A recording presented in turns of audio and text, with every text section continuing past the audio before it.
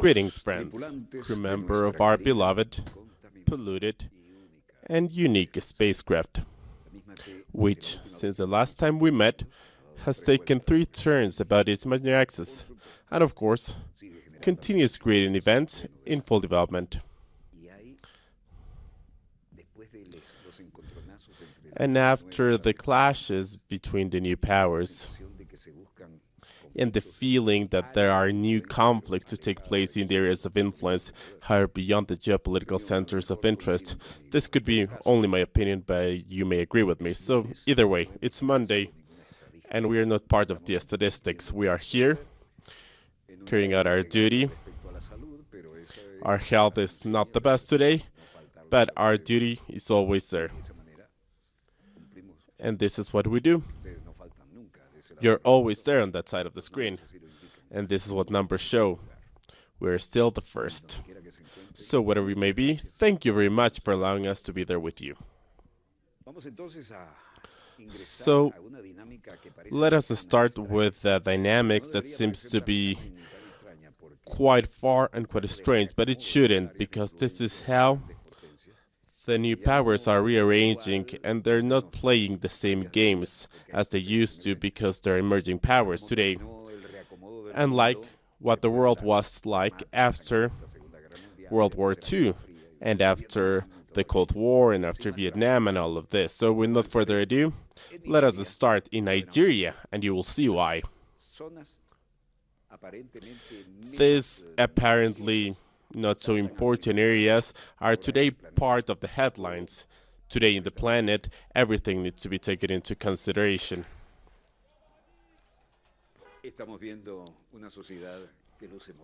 This is a society that looks modern, where human rights have been strengthened, where consumption or purchase capacity needs to be taken into consideration. This is the political situation today.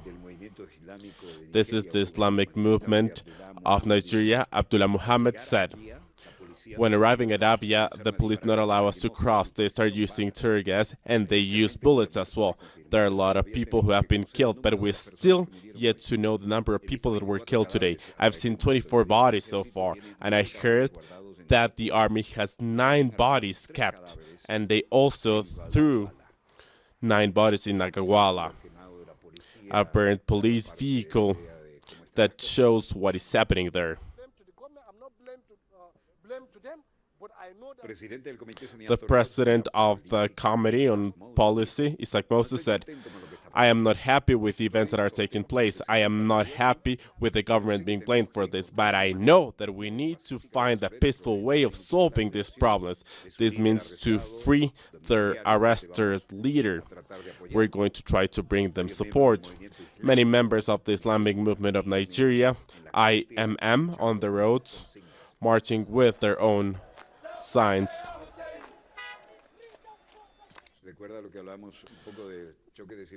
We were speaking about the clash of civilizations, but this is also about the clash of the religions and their power of bringing people.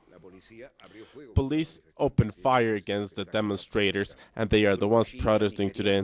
The Shiite group is ready to bury the people that have been killed due to the security problems. This is Masawa, Nigeria, a member of the Islamic group of Nigeria, Ibn Abdullah Muhammad, who said, leader of the Islamic movement of Nigeria, the reason for us being here is to provide our brothers and sisters that were mercilessly killed by the government of Nigeria, by the guardians of the brigade here in Okubo.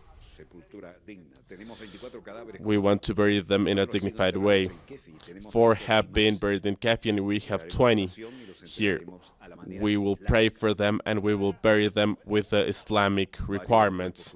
Many of the bodies are covered with green blankets, and they're set on the ground.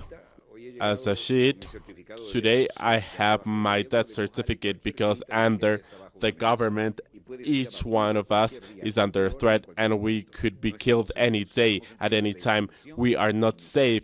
We are in danger of extinction in Nigeria. And the world was not watching this or paying attention to these events. People paying their honors and also crying their deaths.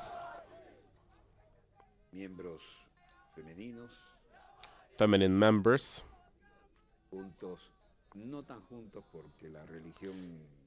together because, well, the religion has their codes, and they're showing their message by doing so.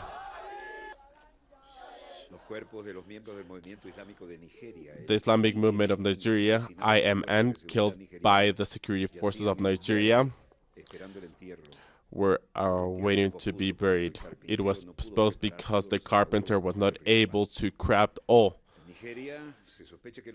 the coffins. The Boko Haram military killed 15 people in the northeast Maiduguri.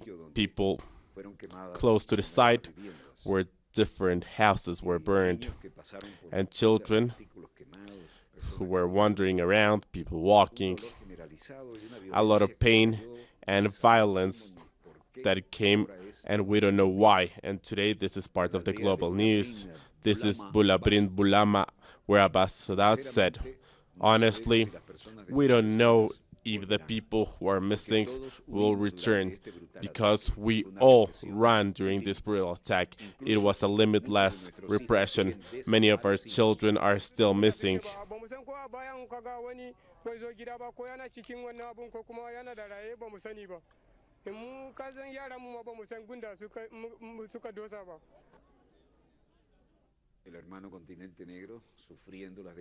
The continent suffering all of this in the political events. Children looking for any type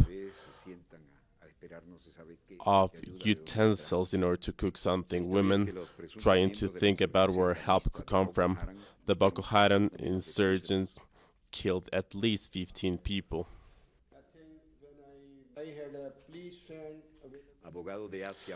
The lawyer, the Christian that has been Fred, leaves Pakistan because she became a target. Fulmulak with a press conference saying that members of the United Nations urged her to leave Pakistan on Saturday after the absolution of Asha Bibi, who was last week there. This is The Hague in the Netherlands, says Fulmulak. The lawyer of Asia Bibi, the Christian woman, in another complimentary press conference. Fulmulak said, I had a police officer, a friend, who was available in the Supreme Court.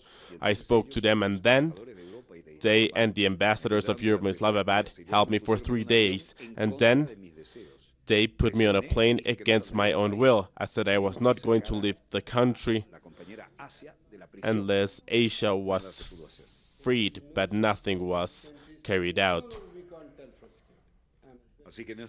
So I am not happy of being here without her, because I could have been happier, but everyone said, no, you are the main objective today and you need to go out.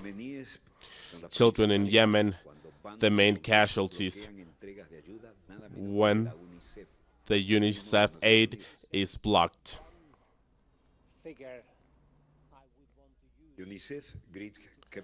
Grit Keppeler said, if there's a figure that I would like to tell the world how dangerous the situation of children in Yemen is, the fact that today, every 10 minutes in Yemen, one child is dying due to preventable diseases, amongst them malnutrition. And the most important causes are the high cases of mortality due to low levels of vaccination. High mortality rate, but also the very low level. After, Grit Capillari, director of UNICEF, said 1.8 million children below 5 years suffer of acute malnutrition and 400,000 suffer of an acute form of malnutrition that threatens their life. 400,000 children with no type of medical treatment could die any second while we're speaking. Children are suffering the life-threatening form of severe acute malnutrition. These are 400,000 children, if not being treated, can die every single second. A mother with her daughter, after kissing her, none of the children have the appropriate weight for their age. The director said, I met with families in Hodeidah who said that the produce and fruit for children can no longer be bought. Lack of access to drinking water is another important process that leads to diarrhea and then malnutrition.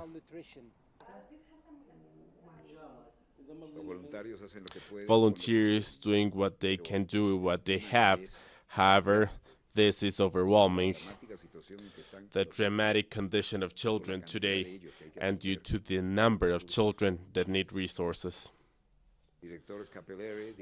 The director said, let's hope that in Sweden all the parts will join together and everyone will think about the children in Yemen and set their interest at the core of their discussions to think about this. And if they do so, there is a bright future for those in Yemen. Of these children at the center of their discussions, and if they do so, there is a bright future for Yemeni people awaiting. Al-Sabin Hospital. One child in Yemen below 5 years of age dies every 10 minutes due to preventable diseases caused by malnutrition. Khamenei from Iran said that the United States are weaker than 40 years ago.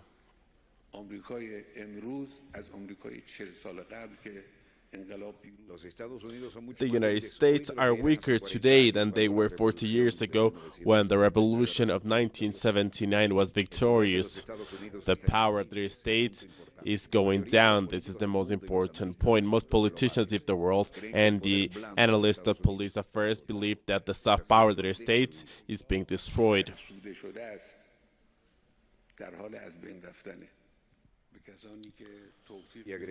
He added, those who want us to commit with the United States by creating a plan, well, the United States are going down.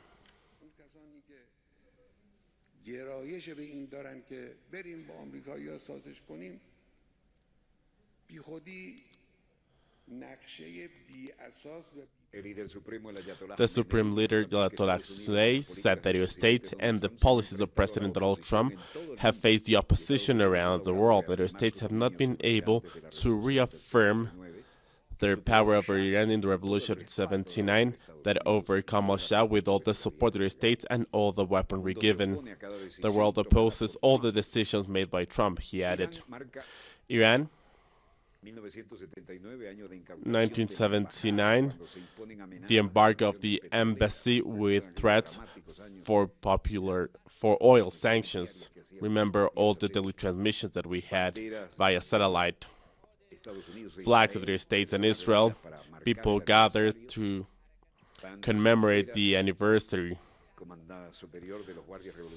Flags, the guards of Iran, Mohammed Jafari, general, reading down the United States. This is a file of 1979. This was taken from the United States in their embassy. They took over the embassy and it was a great surprise. Hostages being taken. November 1979. Students, the militants, were there and they surprised everyone, including the security of the embassy that were under maximum security area down the States, they said. Revolutionary flags, students against the wall. These are the images that we broadcasted in 1979.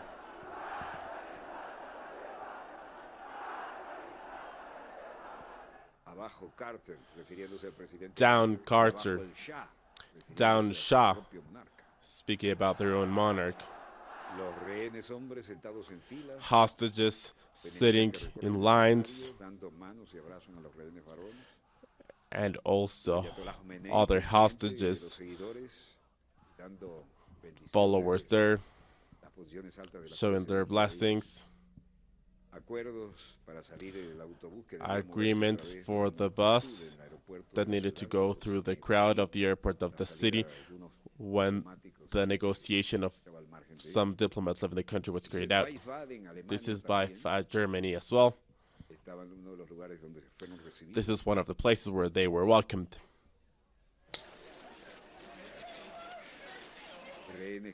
Hostages that were finally freed from their pavilions. Thousands of people from Iran took over the streets, celebrating how they took over the embassy of the United States in Tehran. This is just before Trump reintroduces sanctions against Iran. Here, they were welcomed back in 1979. It was successful at the end. The United States now impose more sanctions on Iran. Mike Pompeo, the Secretary of State, and Steven Mnuchin, Secretary of the Treasury, in a press conference in Washington. Pompeo speaking. Our ultimate goal is not to starve Iran for them to destabilize the Middle East and the rest of the world. Our ultimate goal is to convince the regime to stop their revolutionary course.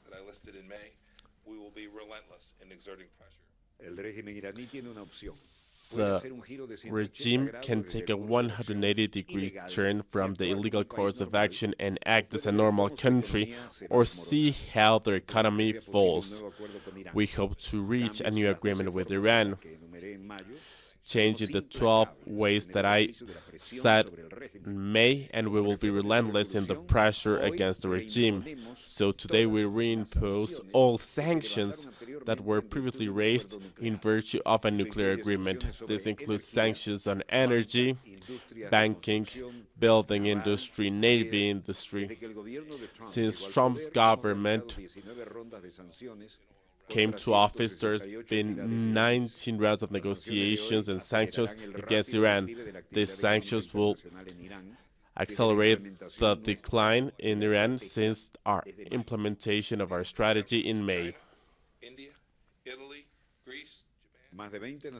Over 20 importing nations have stopped their crude imports, having taken over 1 million of crude oil barrels, and they've lost over $2.1 billion for oil income. And they have imposed sanctions to certain countries. The United States will grant these exemptions to China, India, Italy, Japan, South Korea, Taiwan, and Turkey. These countries have already shown how significant it is to buy crude oil from Iran and how things change. The Secretary of the Treasury said, we've sanctioned over 700 individuals, entities, aircrafts, and vessels as part of the sanction. Over 300 of these are part of the sanctions. There are people and entities that have previously been sanctioned, providing relief to the sanctions under CPOA. These strong sanctions are addressed to the banking, energy, and maritime sectors of Iran. The regime has channeled millions of dollars through the banking system, including 50 banks, as well as their subsidiaries related to the support of Iran to international terrorism, as well as the proliferation of mass destruction and their means of delivery, as well as their abuse for human or against human rights. We're keeping it clear that they will face massive financial isolation until they change their destabilizing behavior. Leaders need to stop supporting terrorism and stop regional activities for terrorism immediately. They need to stop with their nuclear ambitions. If they try to avoid these sanctions, we will take measures to interrupt their activities. The maximum pressure of the United States and all the companies around the world need to know that we will fulfill with our actions. Companies around the world need to know we will be strictly enforcing our sanctions. as in the Vatican, urbi et orbi. So if you go with Iran, we'll sanction you.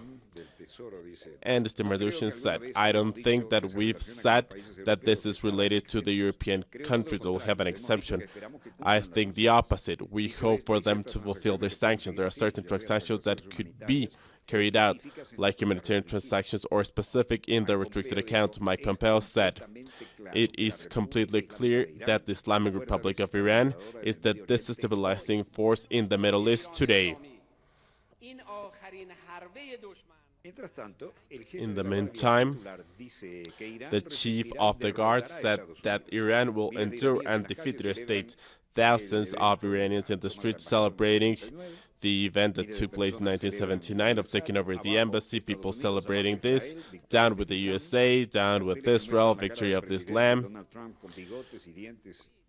pictures mocking President Trump with a swastika, and many of the members of the Revolutionary Forces of Iran, Mohammad Hafari, in the presentation speech for this stage. There are new stages to come.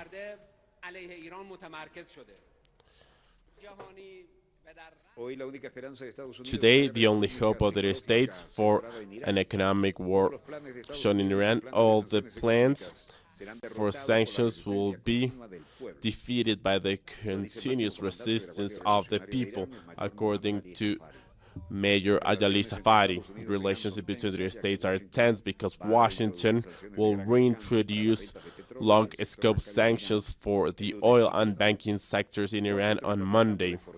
Washington is trying to force the Islamic Republic to negotiate, and Rouhani said that Iran will break the sanctions of the United States. The Islamic Republic of Iran can sell their oil today, and they will continue doing so. We had already sold our oil even without exemptions given to 8 countries. I told all the leaders around the world that I met in the embassy and in the summit of the United Nations that we will go against this because it's cruel, it goes against the treaties and the United Nations resolution, and everyone should do the same according to Resolution 2231 of the United Nations. Everyone in the world is forced to fight against the United States.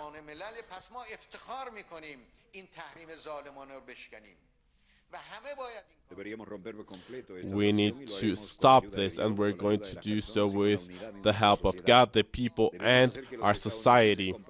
We need to show the United States that it cannot speak against Iran with pressure, sanctions, and others. Americans need to be punished once and for all.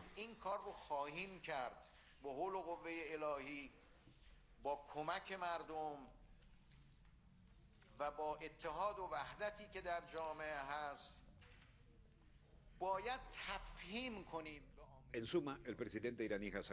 Hassan Rouhani said that Iran will break the sanctions of the United States that were imposed by Washington on Monday. Iran can sell their oil today, and the sanctions are cruel and go against the treaties and resolutions of the United States and the United Nations. The United States should also be punished, and that they need to understand that they cannot speak to the nation of Iran with the language of pressure, force, and sanctions.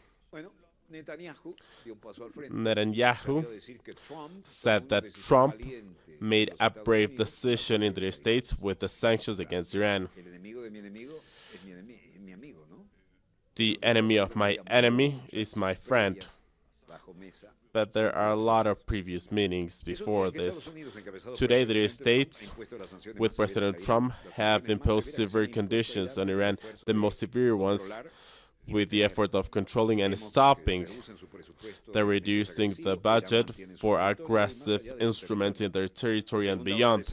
The second wave of sanctions, especially sanctions applied swiftly with a processing system used by the regime of Iran that creates a lot of control with the terrorist regime in Iran. So working with Israel, of course. I would like to thank the President of the United States, Donald Trump, for making this brave decision. I think that the problem contributes to the security and stability of peace.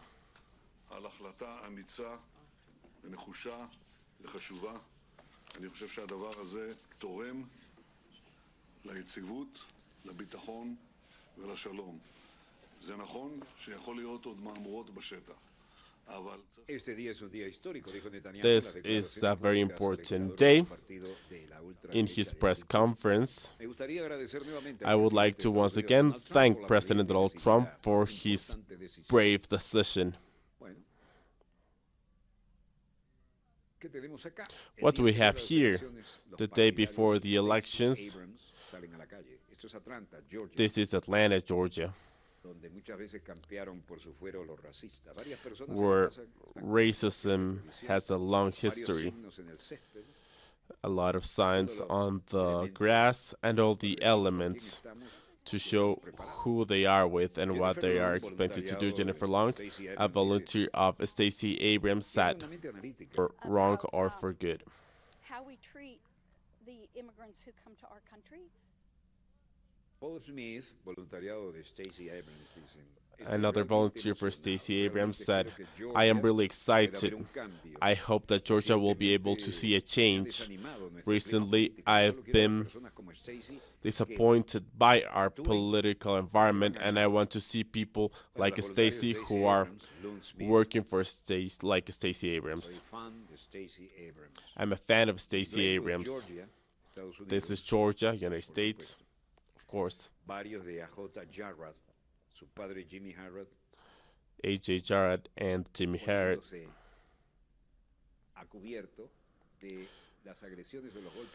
speaking about what could happen with the neighborhoods near them. Volunteers in the streets of Georgia promoting the candidate for governor, Democrat Stacey Abrams. She's committed to become the first black governor of the United States.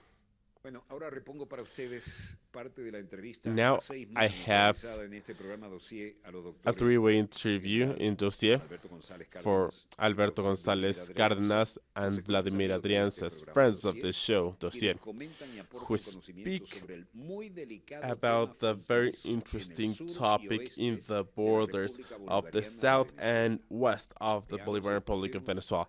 Let's listen to them. We were speaking about the concept of a state nation. State nation, back then I was speaking about a state nation. After the Westphalia War, there were different philosophical and political aspects that create the concept of a state nation. The Westphalia, 1638, and then the Leviathan with the modern states, the state nation states.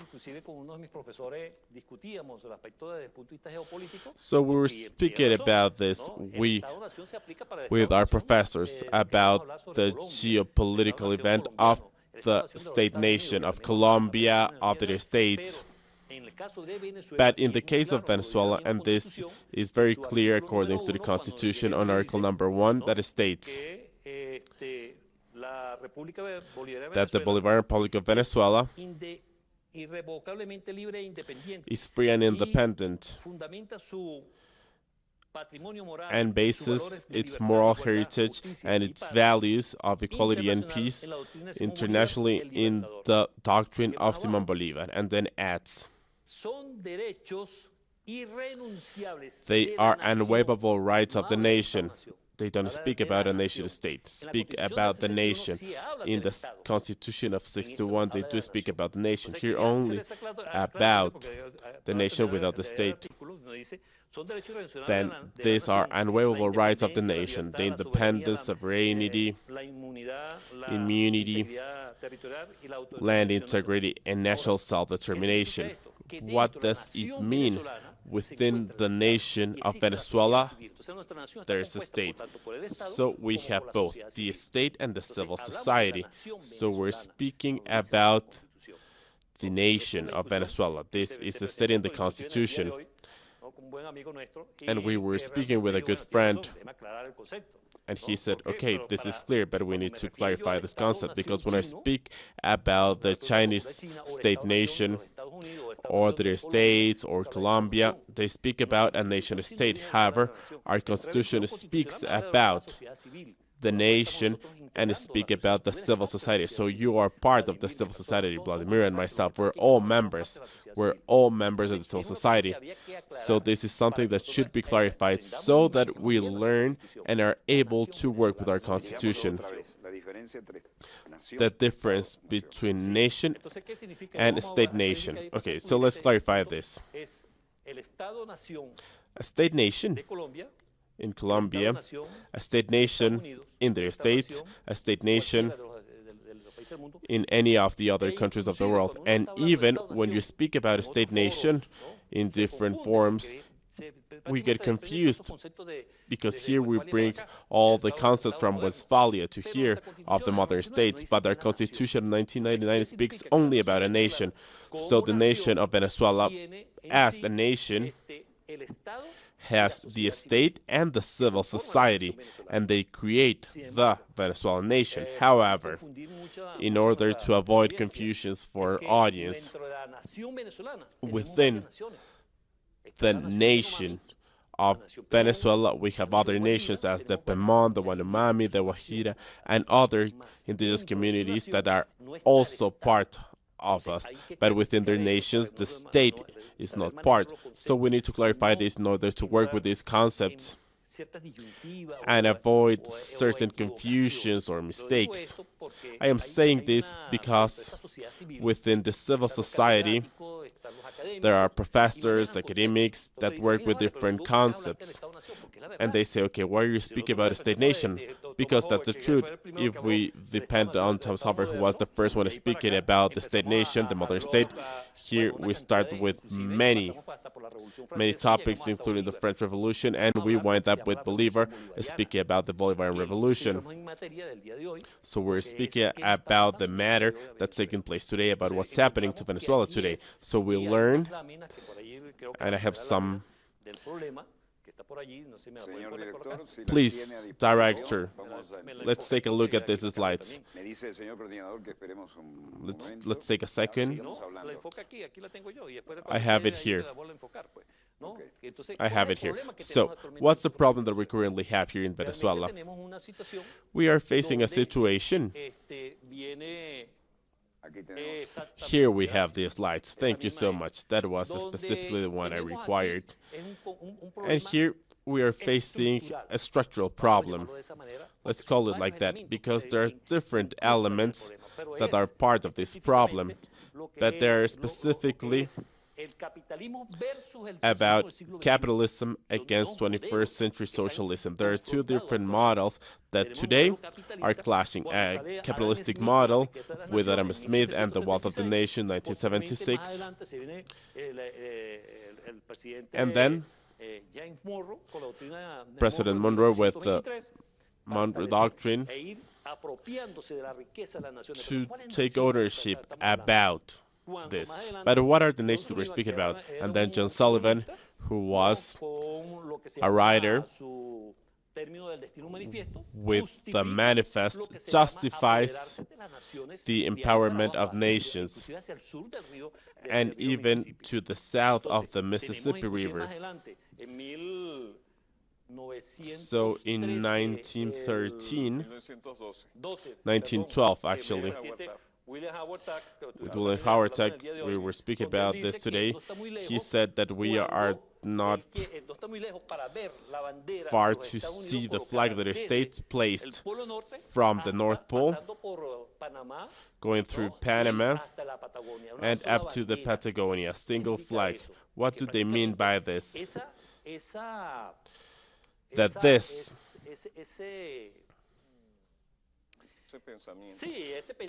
thought, this way of thinking, this concept of wanting to take ownership of the hemisphere for the Americans. Is for them, not for us. Now, there is a process that is undergoing today, capitalism against socialism. Why do we call it 21st century socialism? Because we start with the Bolivarian Revolution from the speech of our liberator, Simón Bolívar, in Angostura, where he frameworked the fundamental elements of the Bolivarian Revolution. And then, in order to make this shorter, President Hugo Chavez takes back all these concepts, these revolutionary Bolivarian concepts, and creates a constitution of the Bolivarian Republic of Venezuela. And what we have here? Here we have information about the Bolivarian Revolution. This is the Bolivarian Revolution. And we speak about 21st century socialism, but what is it? Article number 2 of our Constitution states that it's a state of law, society, and justice. So this is where we start. This is a great constitution. A lot of nations should have this type of constitution, and they sometimes use this as a benchmark because this is a revolution completely different to the ones that have been taking place around the world. And when Commander Chavez said that 21st century socialism means love, and that the first socialist of this revolution was Jesus, you start taking a look at socialism of the Catholic Church, and then there's a theory about this, speaking about love. And John Paul II, who spoke about the 100th century of the social theory of the Catholic Church, speak about love. And what we see today, where Pope Francis speaks about love between humans to rescue the church. However, this problem that took place between the states, and maybe we can take a look at this slide here. Here it is. Excellent. So here we have the commander, Kurt W. Titt, who is applying a fifth-generation war against us. So this is a structural problem. So when did this start? This is a structural problem. In 1953, the CIA, and you can see these on the declassified document, the CIA had already analyzed Venezuela in order to know what Venezuela has in its ground as a strategic element, as a strategic minerals beyond oil. And out of the 28 strategic minerals that they determined, this is 1953, remember, out of the 28, they found that there are 17, and they're not including thorium or coltan, or tungsten, or uranium. They're not there as part of the 17. So, for 1952, Truman had already told Eisenhower, this is Venezuela.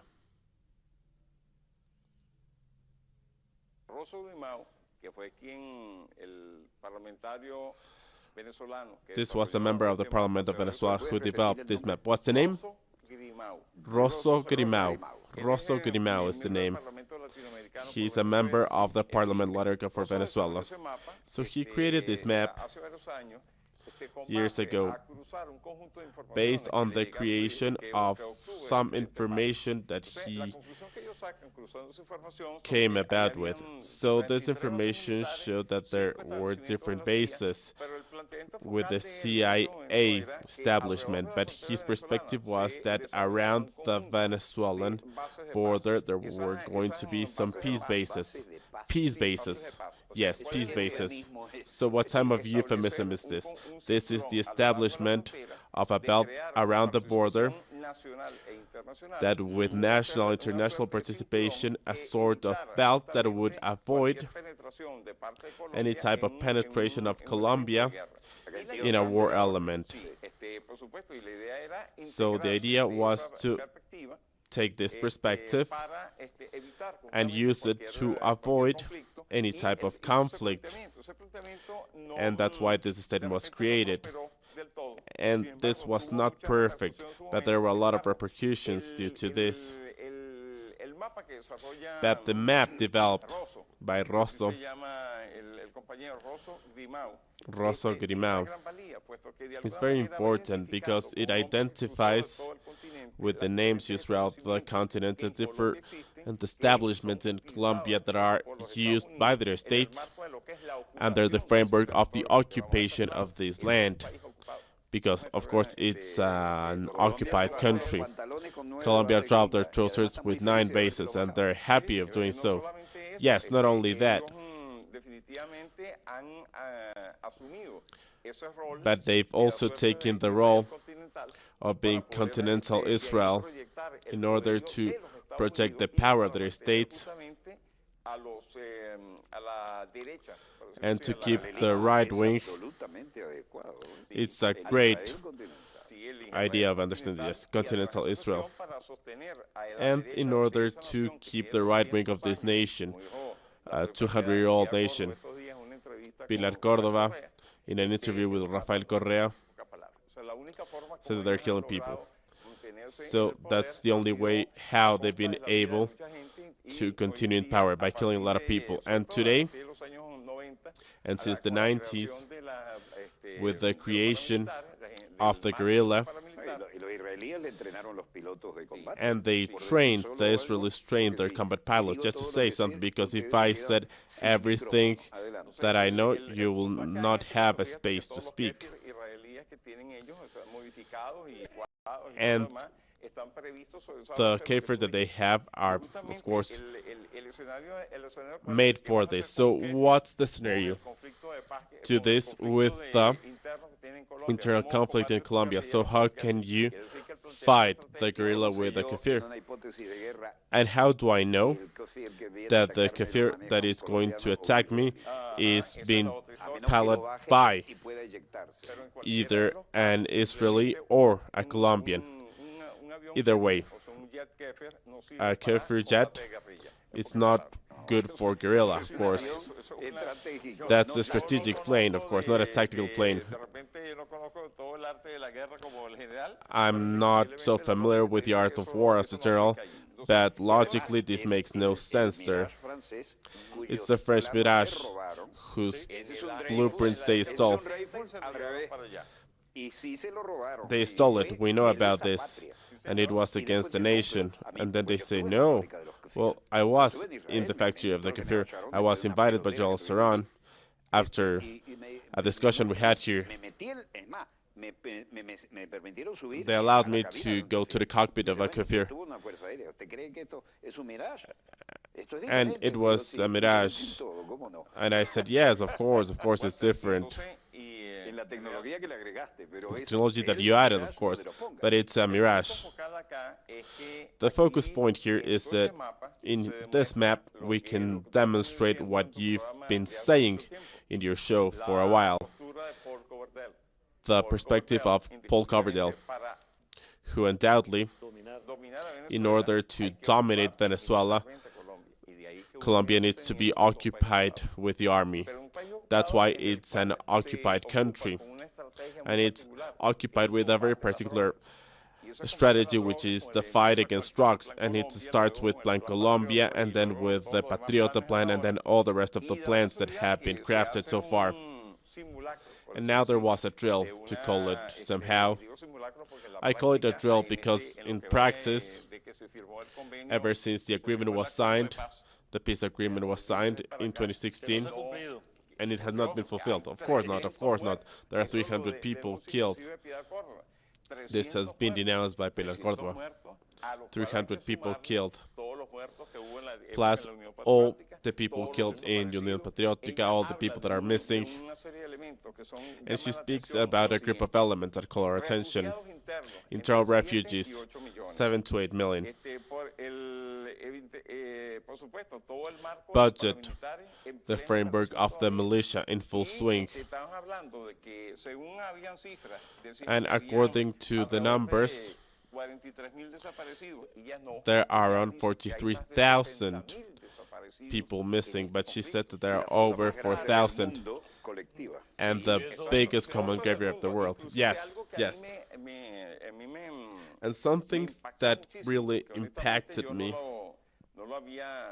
because I hadn't seen it before, and there's also a so-called Piki house. This is the place where they bring people before having them missing. But we need to add Walter in general, which is the relationship that we have between this power in Colombia, the occupation, and the detail, which is the drug industry. The drug industry, there's another detail that is public. According to Oxfam, they state that 81% of the lands in Colombia belong to 1% of the population. Please show the next slide. So it's like the colonies. In that slide, there's a growth, an increase of 52% between 2016 and 2017 of the surface used for coke. All the vertical bars are coca. Now, out of this, it increased between 2016 and 2017, 51% of the coca cultivation. So if 52% of coca has increased, so if it has increased, it's 52%, while farmers are dying of hunger because the militia are not allowing them to plant their normal products. So who they belong to? 81% of the croppable lands belong to 1% of the population. So the oligarchy in Colombia are the ones behind this, fostering all this, because there's a piece of land and they don't know what they have planted there. So of course there's an impressive contradiction, and this is the element that has not been fought by the Patriota Plan, by the Plan Colombia, and all the rest that they have created, and they haven't been able to do so from the presidency of their country because they're part of the same group. They need to be part of the game to become presidents. Of course, here you have a focus point in order to understand the geopolitics that take place there. So why is the role of the Colombian oligarchy has been a role of submission since Santander against the states, Santander the traitor?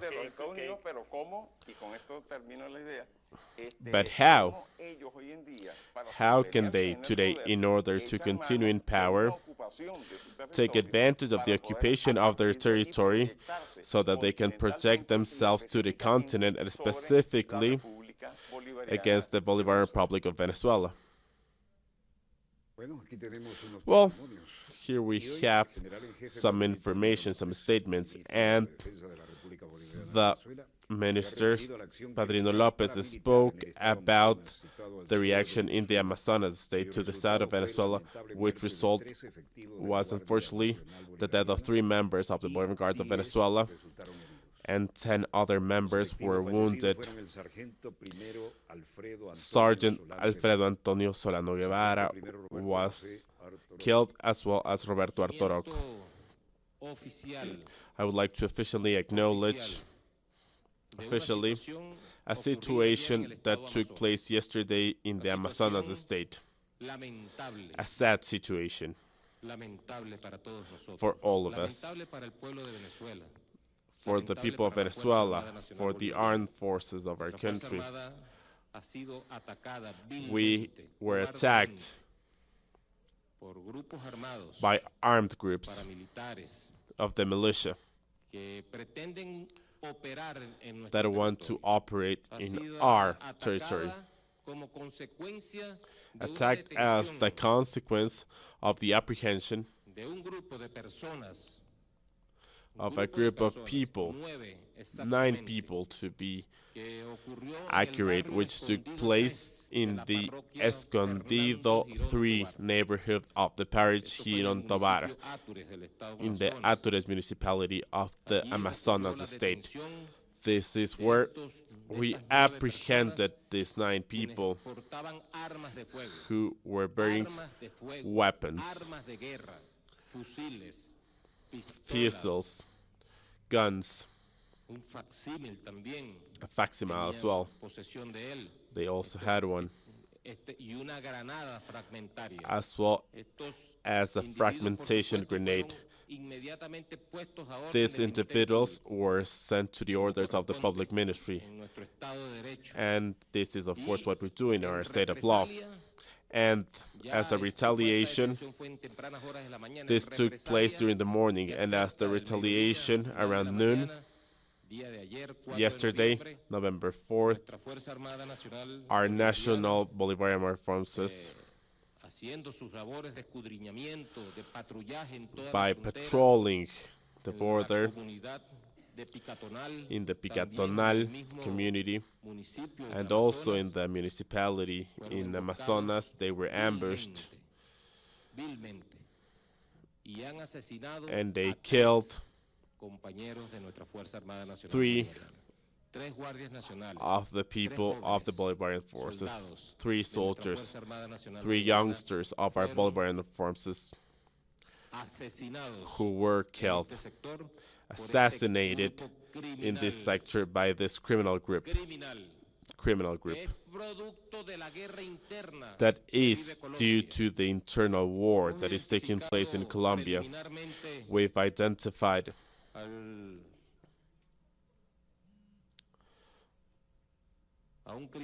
one of the criminals called Luis Felipe Ortega Bernal with ID number 96,100,186,752, alias Salcedo,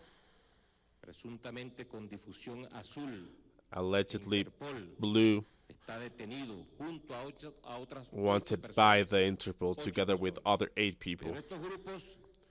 But these groups that pretend to operate in the Venezuelan territory, they have already arrived to our territory and killed 3 valuable men for us, 3 young people, patriots, 3 soldiers who were there doing their duty, safekeeping our sovereignty, our integrity, and this needs to be rejected by all the people of Venezuela. It needs to be rejected by all the national armed forces of Venezuela, because it's something that is attacking us due to the internal war that the Colombian state has not been able to fight. They haven't shown the capacity of solving their problems through 60 years of internal war. And this all places Colombia, Venezuela as the victim. Venezuela is always the victim of Colombian attacks, of their violent groups that pretend to come here. We reject the presence of any armed group, whatever its name could be, of any nature. This is the instruction of the President Nicolás Maduro. It has always been his word. It has been the line that we followed in the Bolivarian Revolution. In Venezuela, we will not allow the presence of any armed groups, of groups that go against the law, of militias. We will not have them in our territory. And we firmly reject the lack of capacity of the Colombian state of being unable to control their groups, their violence, and their drug trafficking. Bueno, aquí tenemos declaraciones del más alto nivel del área castrense que no ameritan. So these are parts of the information that we're bringing, and of course we shall not comment about this. This is a permanent truth that we know about this, that Venezuela needs to bear with the Bolivarian Republic of Venezuela, that has welcomed 6 million of Colombians that live here with free education, free health, with security for them and their families, their children, to be raised in peace, and all the benefits granted by the process that we're going through, and that bothers so many people. So whatever you may be on that side of the monitor, thank you for allowing us to be there with you. From Studio 3 of Venezuela Televisión, VTV, Victor Tango Victor, here I close Dossier, the Doyen program of the Western Hemisphere of International Satellite Information. Don't send messages to Telesur. This is not a show of Telesur. If you're watching it on Telesur, that's perfect. Thank you. But you know where we are broadcasting from. This was Walter Martinez, host and producer of Dossier. Director, the floor is all yours.